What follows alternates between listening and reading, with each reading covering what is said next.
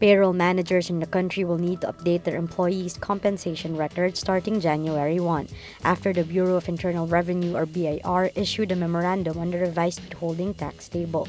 Under the revised withholding tax table, employees who are earning 685 pesos per day or 20,833 pesos per month will be exempt from withholding tax come 2018.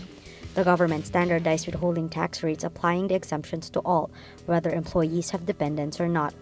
This comes after both houses of Congress early December agreed to exempt from income tax payment annual earnings of up to 250,000 pesos.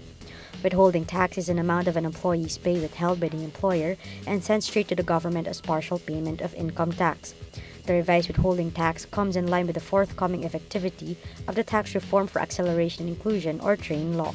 Although the new tax law would mean higher take-home pay for most employees, this would also result to pricier cars, fuel, tobacco by 2018.